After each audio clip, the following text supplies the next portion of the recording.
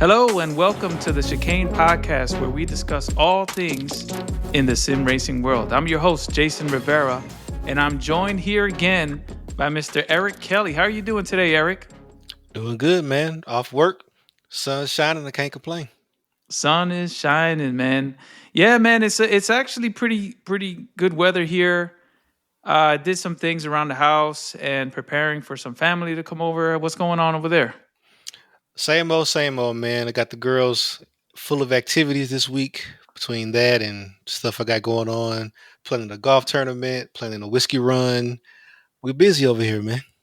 Nice, man. Nice. I wish I had a golf tournament like that around here. I mean, there's a lot of golf, but it, you know, Yeah, I was it'd gonna be say nice to you. play with friends. Oh yeah, yeah, man. If you up here, man, that's the only time I get to play is in the tournament, basically. Nice, bro. You gotta let me know how that goes. Oh yeah. So today we're gonna cover a few topics, and if we have time, we'll cover an additional topic. But we had some news recent. There's been a Ford Mustang GT3 released today on ACC. Free content. I'm talking about the PC version. We're going to be comparing the Nordschleifer on console versus PC. We're talking ACC again. Same, same topic. Yep. We're also going to cover F124's new suspension and tire model. And also, we're going to give you guys some advice on building your first simulator on a budget. Yeah. So, Eric, I'm going to ask you to open up with Nordschleifer. You said you were going to go on track and get some laps in and get some data. And just, I just want to know how you feel. How's it feeling over there? So I'll say this first and foremost. There's a reason why it's called the Monster. That track is, especially on a 15 newton meter wheel. I was sweating after driving that track, man.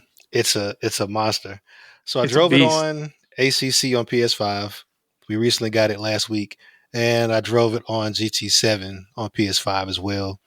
The biggest difference was the fact that on GT7 I was driving in VR, so it's a little bit different experience.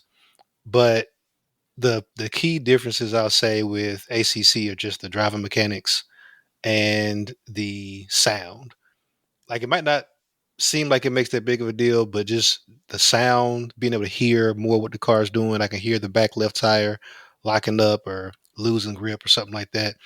It made it so much more of an involved experience. Whereas with Gran Turismo, you kind of have your indicators. In the VR, I get a little bit better sense of speed, but the track, especially with me not being that familiar with it, I was having to rely fully on all my senses at all times to try to figure out, what the best line was, how fast was I really going, trying to put down a decent lap for somebody who's not that familiar with it. But like I say, the visually both tracks look great. And just the like I say, the other thing about the ACC track was the suspension, right? It's so much more textured, bumpier. It's just a lot more. You feel like you're on the edge a lot more on Oh, yeah. ACC. Whereas in Gran Turismo, you definitely noticed that it's a lot smoother. It's not super smooth, but it's just smoother as far as the amount of feedback you're getting. So that those were the biggest differences I noticed between them. So yeah, let me cut in there and let you know that the suspension model on ACC keeps changing. It changes every time they update the game. And usually they take the opportunity to update the game when there's a DLC, released that day or released that week. They usually take that opportunity to encompass changes to the game with the DLC. Yeah. I gotta see with this Mustang too. With this Mustang coming out, I gotta see if there was any change, which I'll check that out here in a second after this podcast. But I also want to add the feeling that you're feeling on the suspension is the elevation. So the elevation changes on the track is what's Yeah. making your ride feel unstable because the car is Yeah. basically in the air or it's slammed on the ground. And it's like there's a turn and it goes left and it slams you down and then it goes up and then it changes and then your suspension is traveling so much. Yeah. So setting the car properly, which let me tell you all right here, I am not an expert when it comes to settings.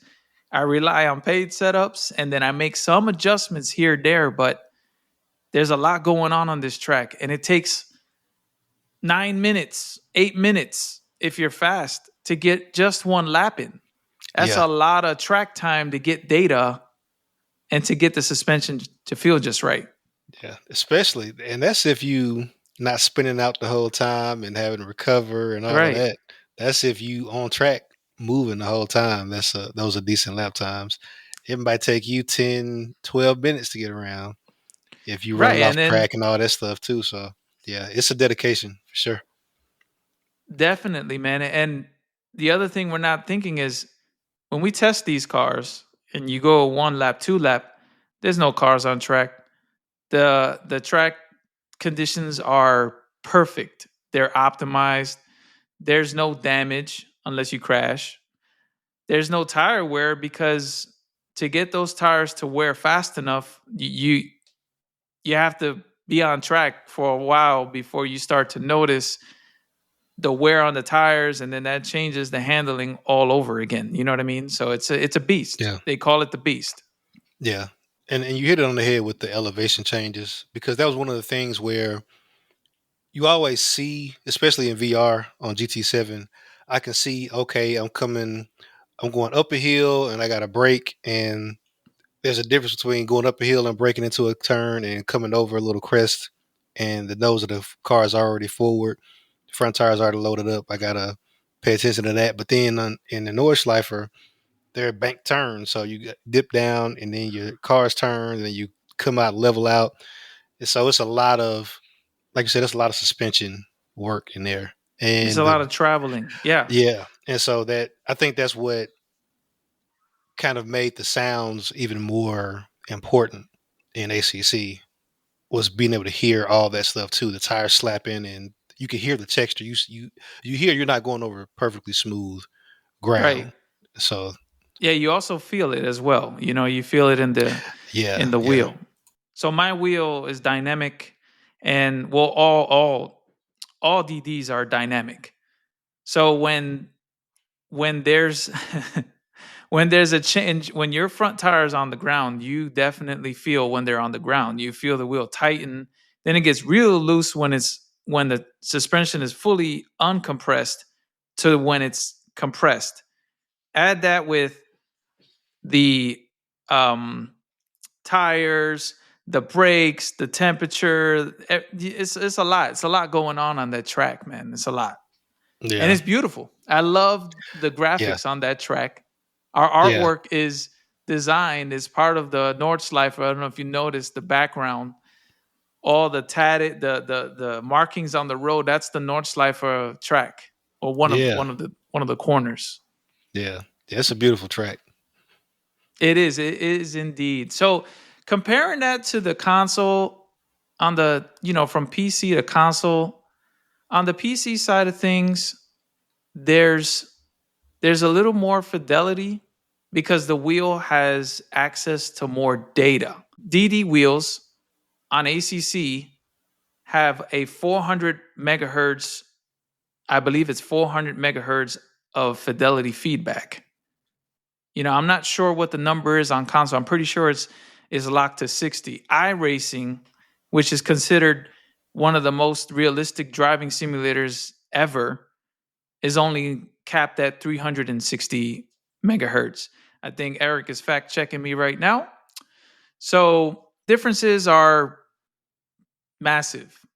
They're massive based on the hardware that you're using to get these experiences, right? It's not, if you're just connecting a G29 to a console and then you move with that same G29 to a PC, it's going to feel identical because the wheel just can't translate that data. It's just going to basically compress it down to whatever, whatever feedback that wheel can handle at the time.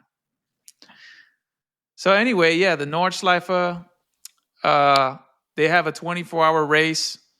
Actually, part of a sim racing group and league called LFM, Low Fuel Motorsport.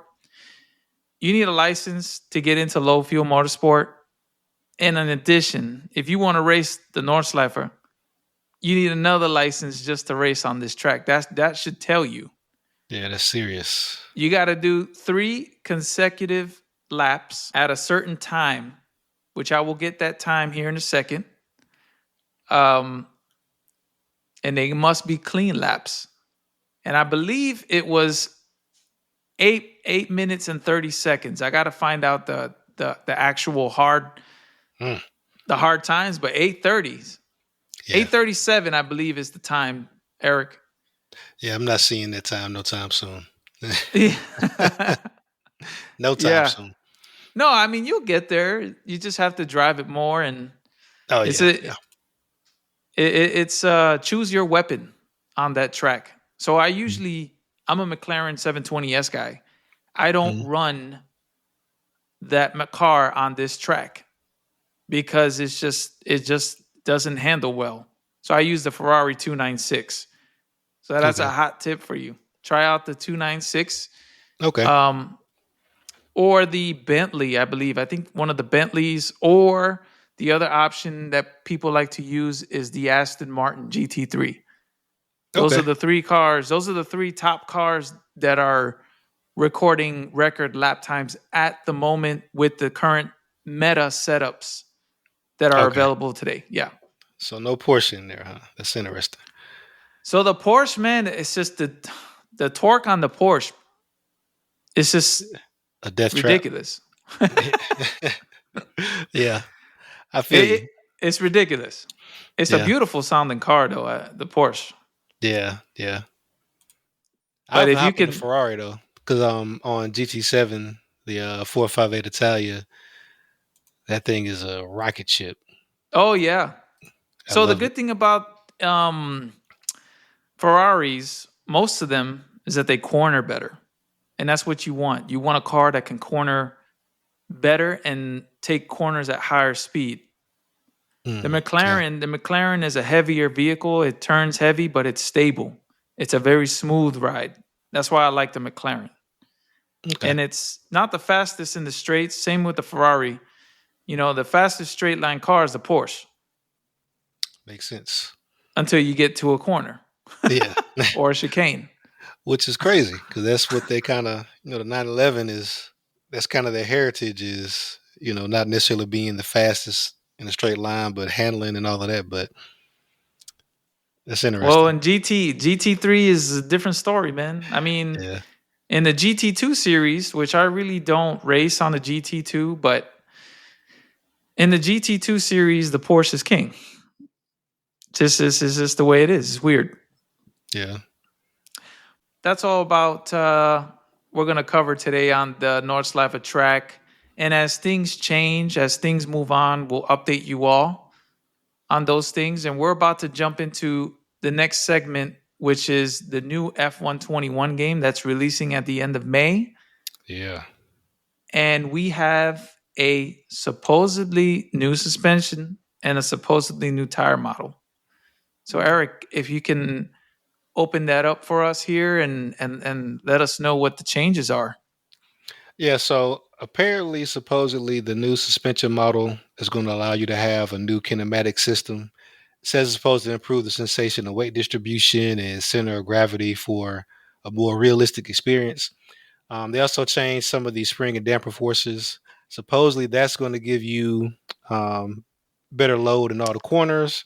So it's supposed to provide overall a bigger variety of flexibility in your car setups and kind of let you prioritize your suspension based on the track and your driving style versus having like certain cars that are just better or certain setups that are better regardless of driver or track.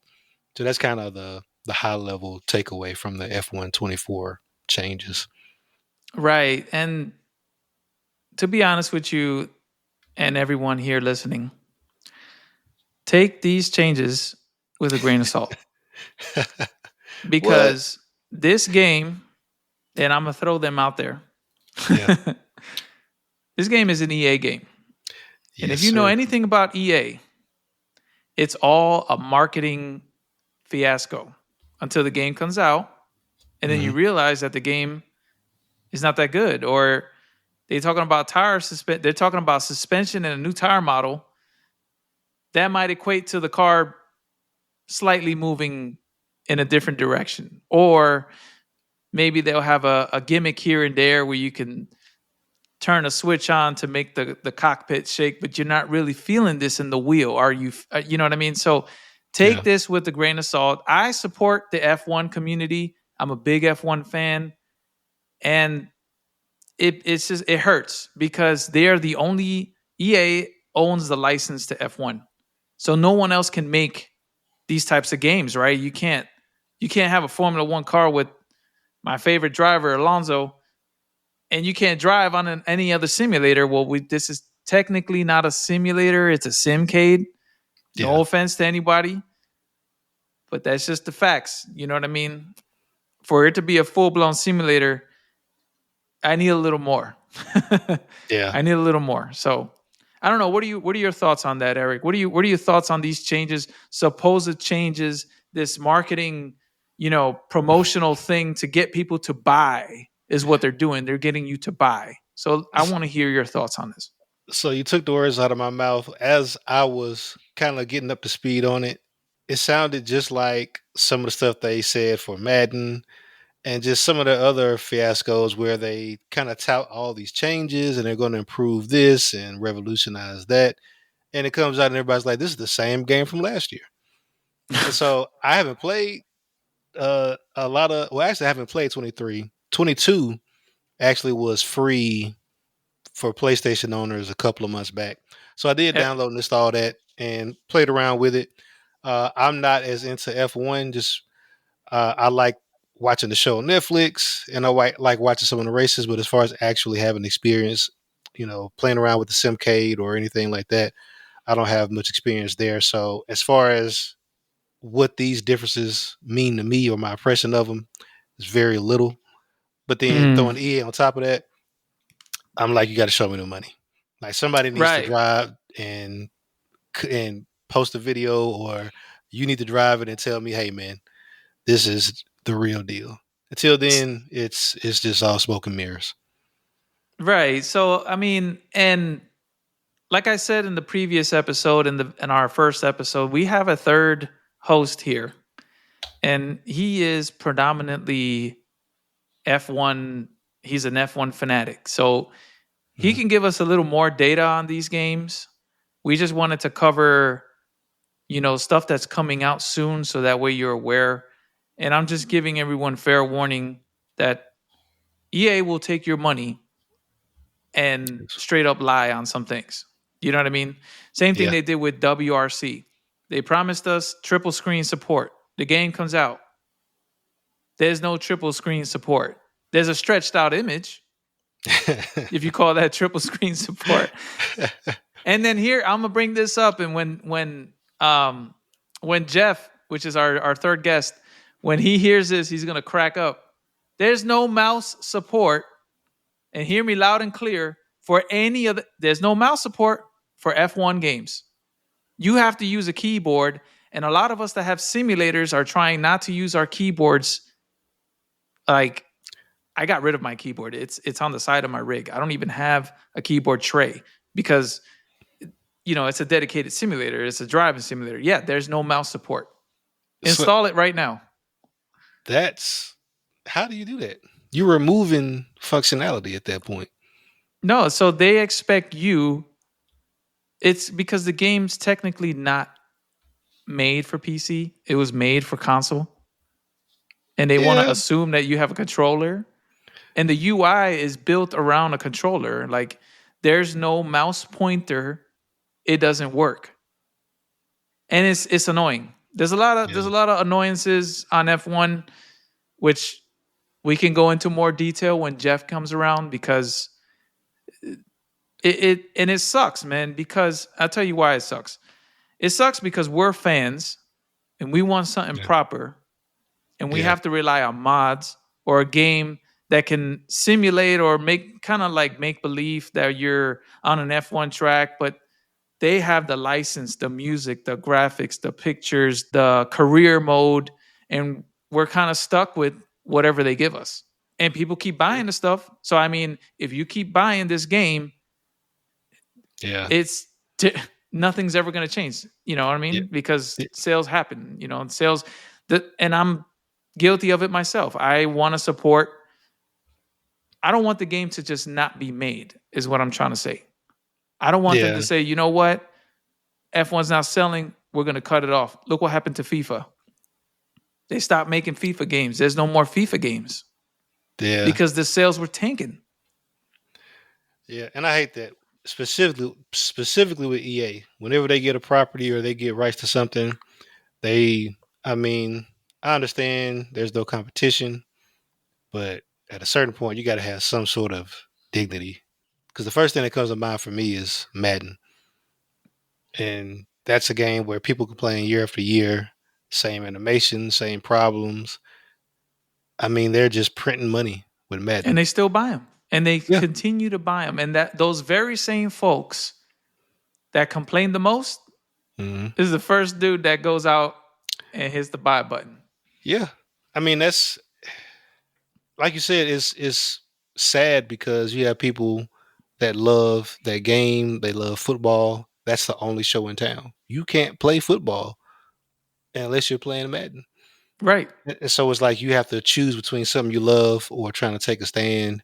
And like you said, the downside of taking a stand is they could say, "Oh, this is not selling. Well, we're just gonna scrap it and do Right. something else because it's just business for them." So It is it's straight a business. And then it yeah, puts you in a bind because it's like, well, we don't have a choice. So do you want to play some football or do you not want to play some football? And exactly. that's how they control basically the market, the video game market in that aspect of the sports side. And we're seeing that with the WRC games. The WRC games was just purchased by EA. They just got this is their first title, and it's actually pretty good. You guys check out EA WRC. It's actually really good. But still, now we're on a yearly base. We're going to be on a yearly cycle for WRC games, Hmm. and it's going to be incremental changes every single year. It's not Yeah, gonna. They're not going to fix the problems. They just added VR support, but there's no PS VR support there, Eric. Sorry to tell you, not yet. that's cool. So, okay, so that covers our F1 section for today. Now we're going to go onto the goodies here. Yeah, So, Eric and I are going to discuss how to build a simulator on a budget. And we're going to do it. I'm going to cover my end on the PC side, and I'll let Eric cover the console side of things. So, Eric, do you want to start this off, or should I yeah. take this? Well, I mean, I think my side will be maybe a little simpler because if you're on a budget, options are definitely limited. So as far as wheel goes, obviously you're kind of slave to your platform. If you're on PC, then you can kind of choose whatever you want. If you're on console, it gets real specific real quick. If you're on PlayStation, it gets specific and it gets expensive. Right. so So once let's you're talk on, numbers too. Let's talk numbers, Eric. yeah. How much you So need? How much you need? How much do I need? I'm a new guy. so Just you're a walked new in the guy. door. You Yeah. got a PS5, you got a controller, and you're like, hey, I want to start taking this a little bit more seriously. You're gonna need. It depends on how you want to go. If you want to go kind of use secondhand, which is what I did, you're gonna need probably at least $200, which is easy to get into. Get you a Logitech G29, clamp it to your desk or something like that. Get you a chair. You got your pedals. You can start just controlling the car with a steering wheel, which is basically the lowest level of racing you can do, and call it simulation in a sense. A G29 new, if you want to go that route, you can buy one at Best Buy right now. They're $299 on the shelf. I just saw them in there the other day. Um, Then once you get into trying to have some sort of rig or some sort of dedicated setup, they have different little platforms you can buy. They have some that are called just a racing stand, and it's essentially like a heavy wheel stand. So you clamp your wheel to it, put your pedals on it, and they'll usually have little hooks. So if you have like an office chair or just a regular folding chair, you can put the front feet in it and get some sort of stability. That way, you can kind of push on the brakes a little bit harder and not be sliding all over the place. Those wheel stands by themselves usually cost another $200 or so. So it depends on if you got other limitations like space or how permanent of a setup you can have. That's something you can look into. The next level would be what they have, like the little folding style setups, where if you need something that you got a little bit more space, but it can't be permanently set up. Those are going to run you around $400 to $500. There's some pretty nice looking ones out there. And then the next level, you have the it's that same style, the beach chair style setup, but it's not designed to fold up. Those are going to run you high fives, low sixes, and they got a couple of different cosmetic options there as well. And also, when you get to the more fixed setups like that, you can look into getting the DD, which for PlayStation, I think you're probably looking at around 600. Going the Fanatec route, which is a whole nother So that conversation. so that right there, Yeah, Fanatec gear is not beginner budget nothing, in my yeah, opinion. yeah. That's entry. I think for That's entry level, mid tier, I would say. Entry yeah, to mid. yeah. It's pricing wise, I'd say that if you're getting the lowest level DD kit for Fanatec, you're looking at 5 Newton meters, Right. uh, which I think just getting into the DD space, that's probably the cheapest you're going to be able to do it, especially on the PlayStation side. I know Moza has like their R5 bundle, which has been crazy cheap. I think it's been like Hmm. 450 or something like that. Comes with the wheel, motor. I think Uh, that would be the better route for someone yeah, that wants to save some money. yeah. But then they don't have PlayStation compatibility. You got to throw some sort Mm, of yeah. that's right, That's why I because we're said talking console. We're talking yeah, console. That's why you're my console guru, yeah, man. So go have at it, bro. yeah, That is man. correct. I've been in the console trenches, fighting the good fight, trying not to buy no PC and triple screen monitors, but it's tugging at me every day. Every day I Oh wake up, man, I see a message or a video on YouTube or something like that. I'm like, can't man, do it. it, Can't do it. I yeah, hate that, man. I hate that so much. It's like they trap you. It's like you have to buy this or that. yeah, yeah. And I'll say that, like, I will praise Sim Magic until the cows come home. So you're I recommending was, Sim Magic is what we're doing. if you are, this is definitely not entry level anymore. But as far as progression and future proofing and getting to a point where you get enough information from the wheel that that's no longer going to hold you back. Now it's just me. I'm the problem now. My rig is the problem now. You can't see it. I went the super budget route. I got some 2x4s and some plans off of YouTube and built my rig. Bought a And seat that's off okay. And yeah, that's totally okay. yeah, and I bought a seat off Craigslist. No, Facebook Marketplace. Right. $20 And you said last yeah, episode. yep, Honda Civic seat. So, That you know, killed me, there man. yeah, there are different ways to skin that cat depending on what you got going, man, but it's just at the end of the day, it's the love of love of the craft, love of the sport in a sense where, whatever works for you. I Right. know I see guys on YouTube, they got, $1,000 rig and a G29 strap to it and they're loving it. I'm like, hey, you like it, I love it. That's But, right. there's so much flexibility there.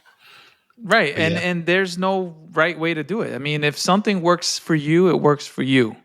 yeah, Don't let nobody say, "Oh, your setup is not recommended because you don't have this." No. exactly. If it Yeah. works for you, listen, if a rubber band e-brake can help you drift and you can drift a lot harder than me, then I'm doing something wrong. You know what I mean? Exactly. Yeah, man. It's like you said last time. Money doesn't equal speed. Money doesn't Yeah, equal better track times. right. So it's with a grain of salt. Depends on what you're looking to get. You can Exactly. make, you definitely have to understand what you're buying or what you're doing so you can set expectations. But as long as you understand what you're getting, like for me, I understood when I built this wooden rig and bought a seat off of a Facebook Marketplace for $20. I knew what I was getting. I also Exactly. know that, Expectation management is what that's called. yeah, yeah. I also know until recently, I might race for an hour a week. So for me, the investment I put into that, it was more of just a arts and craft project, That's a smart way to do it too. So That's an adult way to really gauge something like that. That's a good point. You have to gauge how much time are you putting into this hobby. Are you gonna improve on track, or are you just going to race a few times? A few times a month, I'd say, because yeah, it doesn't take long to improve. It really yeah, doesn't. If yep, you stick to one vehicle, one simulator, hmm, and just pick a track, just pick yep, one track. If you can master that car on that track in that simulator, you can drive any car. You can drive that car on any of the other tracks as long as you apply the same principle. And the yeah, same the same principle and the same guidelines.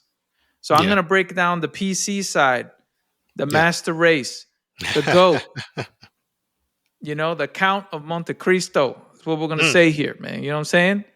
okay, all So right, we ready? You we ready? we ready. So when Eric explained about building a budget, he kind of left something out, and I'll tell you what that is. What you He got? left out how much a PlayStation costs. Excuse me, how much a PlayStation costs, how much a TV costs. So we're gonna keep those out of it. Yeah, yeah. We're gonna We're not assume gonna. you got I'm your not gonna knock you on the head for that. yeah, What we're assuming that you have the platform, that you're on the platform. yeah, So we can add that later, but you can also add that up, right, to see where your budget is. But I'm going to give you both, and I'm going to do it briefly. So on the PC side, you need a PC, you need a monitor. You don't need 3 monitors, you don't need 4, you don't need a VR headset. This is all options for you.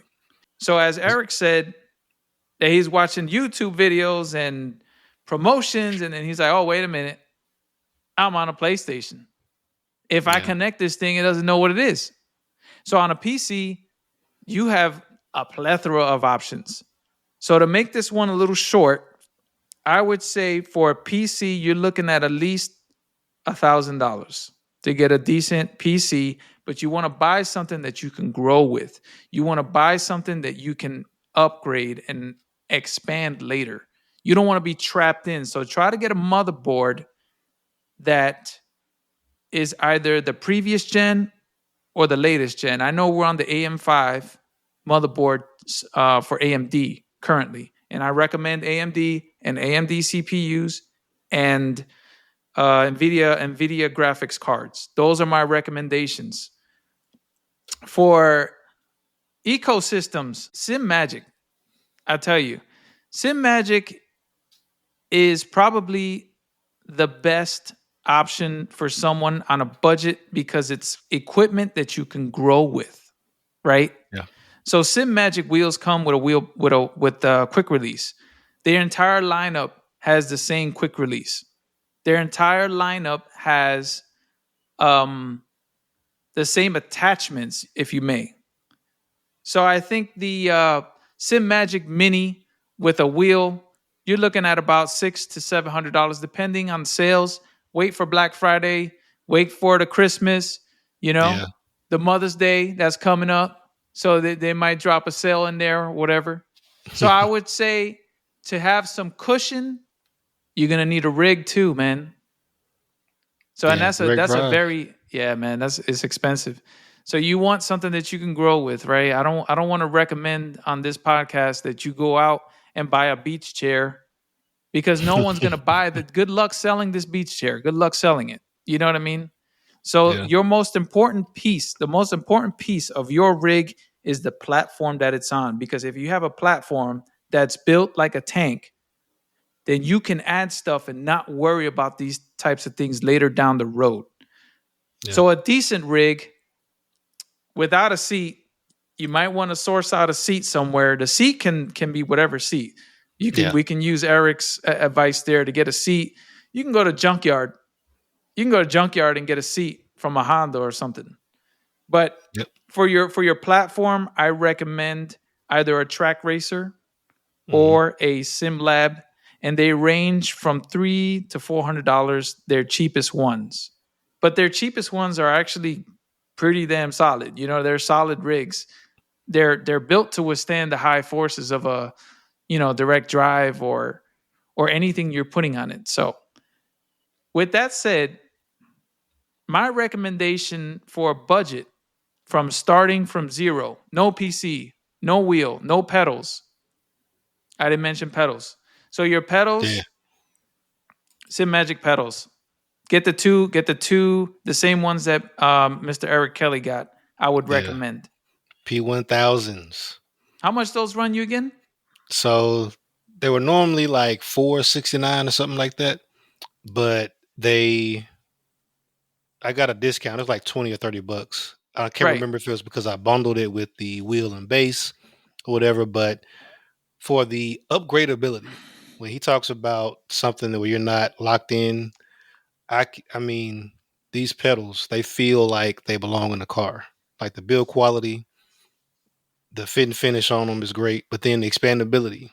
I can put motors on the back of each pedal. I can add a third pedal if I want to. You can grow with them. As serious as you want to take it, they can do it.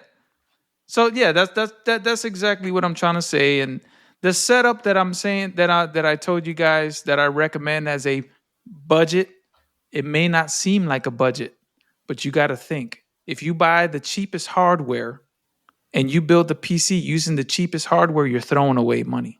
And that's what I'm trying to stop you from doing.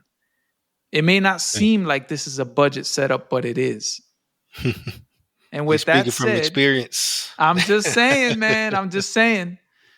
So we're cutting it close here on the time, Eric. I'm so excited. It's fun to get on here and talk to you guys about this stuff. And again, we have this podcast is everywhere now. We have our fan mail set up, so you could send us a message. It's right there in the description. Just click if you guys want to send us a message. It'll be sent directly to us, and we can address that. No problem. Yeah. With that said, Eric, do you have anything else for us? No, man. I'm just trying to get back here and do some laps, man. I know. I need to get back. So this episode will go live right on next week. So, but I'm about to get on the ACC and try out this Mustang, man, to see. Yeah, so if you want to laugh, go back into the past. Check out my Twitch and watch me wreck this thing, because I don't know what's gonna happen when I get in this car, man. Yeah, I'm gonna be watching. All right, man. So, hey, I just want to thank everybody for hitting play on the show, and Eric, thank you so much for being here. Pretty soon we'll have our third guest, and we'll have more to cover and more to follow. Yeah, man, it's fun. And with that, you guys take care and have a great day.